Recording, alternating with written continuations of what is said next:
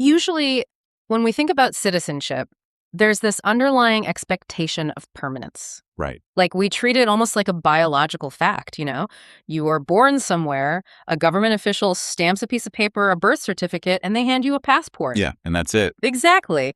And that document becomes this unshakable anchor for your entire identity. It just feels clean.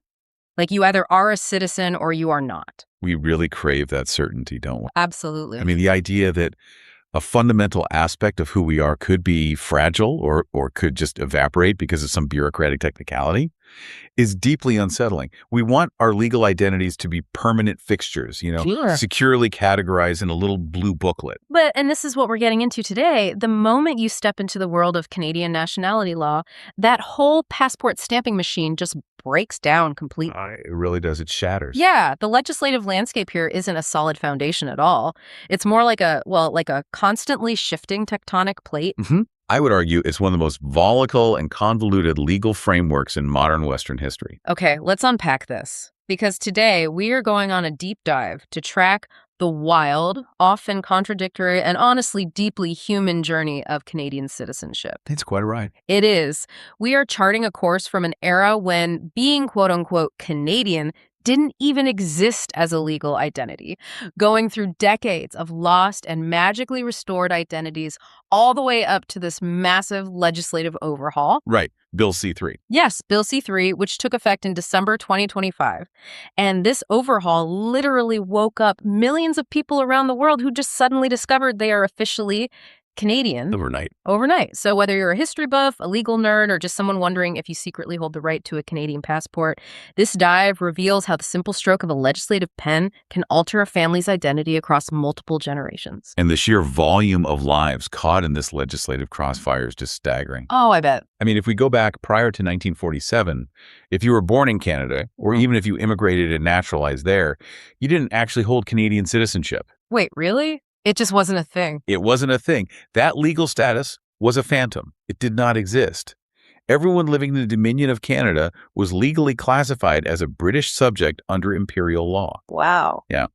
So the rules governing who belonged in Canada were largely inherited from the British Empire, and they were supplemented by older frameworks like French civil law in territories such as Quebec. And from what we've looked at, those inherited rules were heavily engineered for exclusion. Oh, absolutely. Like early Canadian policies were explicitly designed to include those who could easily assimilate into a white British society, and they systematically barred those who couldn't. Right. Take the 1908 continuous journey rule. Mm-hmm. A classic example. The government, they didn't want to explicitly write a race-based ban into the law, so they created a logistical impossibility instead. A loophole of sorts, yeah. Yeah.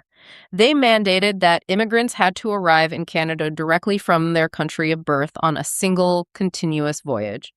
But since there were no direct steamship routes from India to Canada at the time... Because ships had to stop in places like Hawaii or Japan for coal. Exactly. Because of those necessary stops, it functioned as a shadow ban on Indian immigrants. And that structural exclusion went far beyond just national origin or race. Yeah. It was deeply, deeply embedded in gender and marital status. Oh, right. The concept of coverture. Yes.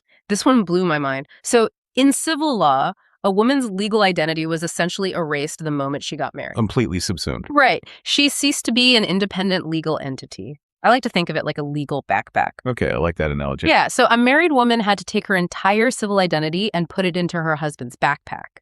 So if a Canadian-born woman who was a British subject by birth married an alien, she was immediately stripped of her status because her legal identity was in his backpack now. And conversely, a foreign woman who married a Canadian man automatically absorbed his status. And that same mechanism of civil erasure applied disastrously to Indigenous populations as well. Right. From 1869 all the way up until 1985, the Indian Act enforced this really harsh rule where First Nations women who held Indian status lost their treaty rights, they lost their band membership, and even their right to live on their reserve just if they married a non-status man. That is just wild. Their entire cultural and legal identity was just nullified by a marriage certificate. It was. And if we connect this to the bigger picture, why these rules existed, the roots of this framework trace all the way back to the Ancien regime in France and English common law. Okay. Nationality and allegiance were historically tied to feudal systems. So holding land required military service to the monarch. I see. Right? And because women were historically excluded from military service, the legal architecture inherently subjugated them to the authority of their husbands or fathers. That makes sense in a very outdated way. Exactly. That feudal logic traversed centuries and oceans, embedding itself right into Canadian law. I mean, even when Canada passed the Immigration Acts of 1910 and 1914 and utilized the phrase Canadian citizen for the first time, it wasn't a true nationality. It was a border control mechanism. Precisely. It was simply a label to determine who was exempt from deportation and entry restrictions. A border control label, not a passport. But that entirely changes after World War II, right? Specifically, January 1st, 1947. Yes. The Canadian Citizenship Act of 1946, which was spearheaded by Prime Minister William Lyon Mackenzie King, was a monumental pivot. Right. Canada actually became the first Commonwealth nation to create its own distinct citizenship, legally separating its national identity from Britain. And here's where it gets really interesting. Yeah. So Canada makes this massive breakthrough for independence. They redefine their national character. They finally grant married women the ability to hold independent citizenship. But the architecture of the law was just riddled with tripwires. It was a total paradox. I mean, it was progressive in its assertion of sovereignty, but shockingly regressive in its execution. The 1947 Act strictly forbade dual citizenship. Strict. It treated taking another country's oath of allegiance basically as an act of legislative treason. Which meant it was an automatic silent exile. Yeah. If you were a Canadian who moved to another country and naturalized, your Canadian status evaporated instantly. Poof. And historians estimate that 240,000 Canadians moved to the United States for work or family, became American citizens, and inadvertently stripped themselves of their Canadian identity, and they never even received a notice in the mail. Nothing. No warning. And plus, the law aggressively penalized children born out of wedlock. Oh yeah, this part is awful. If a Canadian father had a child with a foreign woman outside of marriage, the law completely severed the father's ability to pass his citizenship down to that child. But wait, if the overarching philosophy was this paranoia over divided loyalties... Right, because Canada was stepping away from the British Empire, forging a new identity. So the government believed that singular allegiance was the only way to secure the nation. Dual citizenship was viewed as an active threat to national cohesion. Sure, but if they were so paranoid about singular allegiance, that logic totally falls apart when you look at the 30,000 children fathered by Canadian soldiers in Europe during World War II. Oh, absolutely. Because many of those kids were born out of wedlock, and the state didn't just abandon the offspring of their own military. Well, the integration of those children was an administrative nightmare. I can imagine. The government actually had to bypass standard parliamentary debate entirely. They utilized orders in council. Which are basically executive decrees, right? Yes, executive decrees issued by the cabinet. They used those just to rush through a legal patch for the war brides and their children. But it was a really fragile fix. Because there was a ticking clock. Exactly. Under the 1947 Act and its subsequent retroactive amendments in 1953, these children faced a cliff edge.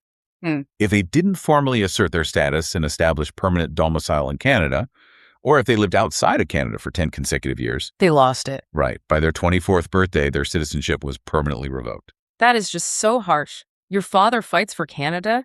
You are a literal product of that deployment. And by the time you turn 24, some bureaucratic technicality just erases you from the national registry. It's tragic. And the government clearly struggled to define how citizenship was inherited, but they were equally confused about how to grant it to newcomers. Right, the naturalization process. Yeah, the 1947 Act required immigrants to fulfill a residence requirement before naturalizing, but they left a gaping loophole. Parliament never actually defined what living in Canada meant. Which is kind of important. Very important, and it triggered one of the most fascinating jurisdictional turf wars in Canadian legal history. Oh, the dueling judges. Yes. Because the statute lacked a definition, the federal court was forced to interpret it, which resulted in two completely incompatible schools of legal thought. Okay, lay them out for us. So in 1978, Associate Chief Justice Arthur Thurlow established the precedent that residency is a, quote, centralized mode of existence. Meaning you don't necessarily have to be physically standing on Canadian soil every single day. Exactly. Thurlow's philosophy was that citizenship is about where your life is anchored. Okay. Where are your bank accounts? Where is your immediate family? your primary social ties. Under his test, an immigrant could leave Canada for extended periods to study abroad or travel for business, but as long as their existence remains centralized in Canada, they satisfy the requirement. Which makes sense. But then in 1993, Justice Francis Muldoon completely rejected that framework. He did. Muldoon argued for a standard of strict physical presence. Right. His judicial philosophy was rooted in societal immersion. He believed you cannot absorb a nation's culture, values, and democratic norms from a distance. Yeah, I remember reading his written decisions from the sources. He explicitly stated that potential citizens needed to be physically present, rubbing elbows with Canadians in shopping malls, corner stores, libraries, concert halls, auto repair shops, pubs. Rubbing elbows, exactly. I mean, in today's world of remote work and globalized families, Thurlow's centralized life test seems far more practical than a bureaucratic attendance sheet where a judge is demanding you prove you were rubbing elbows at a local pub. Well, your frustration mirrors the exact chaos that unfolded in the immigration system back then. It must have been a mess. It was. Because both precedents existed simultaneously, trial judges could arbitrarily choose whether to apply Thurlow's centralized test or Muldoon's physical presence test. So it just depended on which judge you got on which day. Precisely. The outcome for an immigrant applying for citizenship became entirely unpredictable. The courts themselves openly criticized this framework. They called it a scandalous incertitude and compared the naturalization process to a lottery. A citizenship lottery is a catastrophic failure of a legal system. Yeah. Parliament was eventually forced to intervene and eradicate the ambiguity. They set hard mathematical boundaries. Okay, so what is it now? Today, under the current rules that were finalized in the 2017 amendments, an applicant must demonstrate 1,095 days, which is exactly 3 years of strict physical presence in Canada out of the 5 years immediately preceding their application. Okay, so it's concrete, you count the days, you cross the threshold. Right. Let's look at how Parliament attempted to fix the other historical disasters over the decades. So in 1977, they pass a massive new Citizenship Act. And the 1977 Act fundamentally modernized the system. It finally permitted dual citizenship, ending that era where Canadians were silently exiled for acquiring a second passport. Huge. And it also established gender equality, ensuring that children born abroad could inherit citizenship equally from a Canadian mother, rather than solely from a Canadian father. But it was not retroactive. No, it wasn't. It left behind the lost Canadians, the hundreds of thousands of people who had their status stripped before the new law took effect in 1977. And those individuals remained in legal limbo for another 3 decades. Parliament didn't address them until the passage of Bill C-37 in 2009. The 2009 amendments, I actually remember the advertising campaign for this. Oh, really? Yeah. The government ran a commercial in April 2009 titled Waking Up Canadian. It featured the tagline, "What a difference a day makes. You or someone you know may wake up Canadian." Wow. Yeah, it retroactively restored citizenship to that massive cohort of 240,000 who had naturalized in the U.S. prior to 1977. And what's fascinating here is how the legislative attempt to cure one historical injustice accidentally manufactured a completely new class of separated families. Right, because of the FGL. Yes. In granting this sweeping retroactive citizenship, the government grew paranoid that Canadian nationality would become a meaningless commodity, passed down endlessly across generations of people living in foreign countries who had zero tangible ties to Canada. So they engineered the first generation limit, commonly known as the FGL. Exactly. The way I understand the 2009 law, it basically acts like a citizenship battery. Okay, let's hear it. If a Canadian citizen has a child abroad, that child inherits citizenship. The battery holds a charge for that one first generation. Right. But if that child grows up and has their own baby outside of Canada, the battery is completely dead. The second generation gets absolutely nothing. The mechanism was absolute. It severed the lineage immediately. And this resulted in immediate family members holding entirely different legal statuses. That's crazy. You could have siblings with different citizenship rights depending purely on the calendar date of their birth, or parents who were Canadian, but whose infants were legally foreign nationals. Which brings us to the revolution, December 15th, 2025. Bill C-3. Right. So the catalyst for Bill C-3 actually occurred in 2023 when the Ontario Superior Court of Justice struck down that first-generation limit. The court ruled that the FGL violated the Charter of Rights and Freedoms by dictating that a Canadian born inside the country could pass their citizenship to children born abroad, but a Canadian who was themselves born abroad could not. The law had effectively engineered a lesser class of Canadian citizens based entirely on their national origin. And we should explicitly note here from our sources, the federal government didn't appeal the ruling. Right. They just accepted the court's decision that this was a charter rights violation and drafted Bill C-3 to comply with the Constitution. So this was just a matter of constitutional compliance. Exactly. And Bill C-3 fundamentally rewired the transmission of citizenship. It retrospectively abolished the strict second-generation cutoff for anyone born before December 15th, 2025. Wow. Yeah. And for children born after that date to parents who were also born abroad, the government introduced the substantial connection test. Which pulls directly from the physical presence requirements we talked about earlier. Precisely the same metric. So 1,095 days. Yes. To pass citizenship to a child born after December 15th, 2025, the Canadian parent must demonstrate they spent 1,095 days physically present in Canada prior to the child's birth or adoption. So it replaces an arbitrary generational guillotine with a measurable standard of actual connection to the country. Exactly. And the cultural footprint of this retroactive abolition is massive. Because the law reaches back into the past, millions of people who thought their lineage was severed are suddenly eligible. Right. I mean, high-profile figures with Canadian ancestry, people like Hillary Clinton, Madonna, Angelina Jolie, Viggo Mortensen, they are theoretically capable of claiming Canadian citizenship right now because of how these historical lines have been reconnected. It's wild, and the demographic ripple effect is particularly concentrated in the United States, given the historical migration pattern. So what does this all mean for a normal family trying to navigate this? Let's walk through a real-world, three-generation case study from our sources to see how the mechanics of these overlapping laws actually play out. Good idea. Okay, so we start with a grandfather. He is born in British Columbia in 1920. In 1930, he moves to the U.S. with his family, and he eventually naturalizes as an American citizen. Right, losing his Canadian status under the old rules? Exactly. Then he has a daughter, the mother, born in the United States in 1940. She grows up and has a son born in the U.S. in 1965. Under the mid-century laws, that family's Canadian identity was entirely erased. Gone. But if we run that exact same timeline through the modern legal framework, all three of those individuals are legally Canadian citizens today. It is absolute legislative whiplash. It really is. Let's trace it out. The grandfather lost his status the moment he took the American oath, but that was retroactively reversed in 2009 when Bill C-37 restored the pre-1977 lost citizens. He is Canadian again. Right. And then the mother, born in 1940, was swept up in that 2009 fix as well. Because she was the first generation born abroad to a restored citizen, her citizenship was activated. But the son, who was born in 1965, was blocked in 2009. Because of the FGL. Exactly. The first generation limit hit him like a brick wall.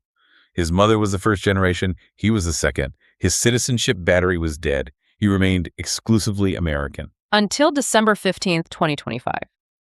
Because he was born prior to the new cutoff date, the passage of Bill C-3 automatically revived his lineage.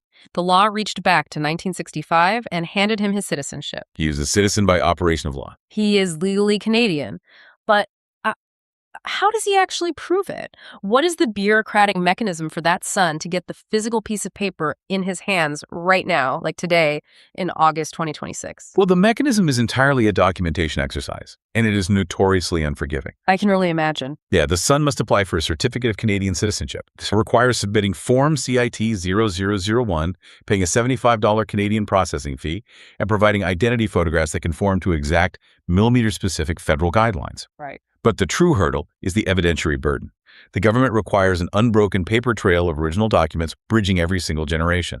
Original documents, meaning you can't just log on to Ancestry.com, print out a genealogical family tree, and mail it to Ottawa. Oh no, that will result in an immediate rejection. You must secure original state-certified civil records from the vital statistics authorities where the events occurred. So in this scenario, the son needs his grandfather's long-form British Columbia birth certificate. He needs his mother's U.S. birth certificate explicitly naming the grandfather, and he needs his own U.S. birth certificate explicitly naming his mother. Every single link in the chain must be verified by a primary government source. okay, let's say he hunts down all those state-certified records, he pays the fee, and he submits a flawless application. How long is he waiting for that certificate? An exceptionally long time. Really? Yes. The retroactive nature of Bill C-3 has created a colossal bottleneck because millions of Americans suddenly realize they hold dual nationality. The system has been completely overwhelmed by a surge of applications. Yeah. As of August 2026, Immigration, Refugees, and Citizenship Canada is sitting on a backlog of 121,800 citizenship proof applications. The infrastructure just wasn't built to absorb that kind of instant volume. It was not. Mhm. And that backlog has pushed the official processing times to a staggering 25 months. Over 2 years of waiting just to get the piece of paper that proves who the law says you already are. Exactly. The clear takeaway for anyone listening is this. If you suspect you qualify based on your lineage, you need to initiate the process and get into the queue immediately. The system operates on a strict first in, first out basis. Do not wait for a more convenient time to track down those vital records. It requires immense patience, but it is the final step in a century-long evolution. I mean, we've traced a path from an era where Canadian citizenship didn't even exist, where individuals were merely British subjects bound by feudal logic and exclusionary policies. Yeah. We've seen the messy, paradoxical creation of the 1947 Act that accidentally exiled hundreds of thousands of people, all the way through the judicial chaos of residency rules, to a modern system under Bill C-3 that finally uses a measurable standard of connection rather than an arbitrary generational cutoff. It is an incredible evolution from exclusion to inclusion. It is. But this raises an important question, though. Right. We have spent this entire deep dive discussing the mechanics of claiming this restored citizenship, analyzing the millions of people who are clamoring to navigate a 2-year backlog just to secure their Canadian identity. But there is a fascinating, almost paradoxical twist buried in the geopolitical realities of this legislation. I am always here for a geopolitical twist. What is happening? There is an anticipated wave of individuals who are preparing to navigate that exact same bureaucracy, not to claim their citizenship, but to formally renounce it. Renounce it. After the government spent decades fighting through the courts and passing sweeping legislation just to give it back, why would anyone actively throw it away? Because domestic Canadian law does not exist in a vacuum. Other nations have their own deeply entrenched rules regarding nationality. Countries like China, India, Japan, and Saudi Arabia enforce strict bans on dual citizenship. Oh, the tripwire goes both ways. Exactly. For a lost Canadian who currently resides in one of those nations, waking up on December 15, 2025, to discover that the Canadian government has automatically, legally declared them a citizen by descent is not a victory. It is an existential threat. Because it violates their home country's laws. Right. If the government of their home country discovers that they hold a second nationality, even one that was forced upon them retroactively by a foreign parliament, it violates domestic law. Wow. That discovery could threaten their property rights, it could nullify their career trajectory, and completely destabilize the legal foundation they have built in their home country. So for a subset of the population, this retroactive, quote-unquote, gift of Canadian citizenship is actually a legal landmine. It is a hazard that must be carefully and legally dismantled through formal renunciation. That brings us right back to the beginning of our deep dive. We desperately want citizenship to be this clean, binary thing, a simple, permanent stamp and a blue passport. But as we've seen, legal identity is a deeply complex, incredibly fragile landscape. It really is. The stroke of a pen in Ottawa can reconnect a family tree in Ohio, or it can jeopardize a career in Tokyo. Sometimes waking up Canadian is a celebrated homecoming, and sometimes it is the absolute last thing you want, something to mull over until next time.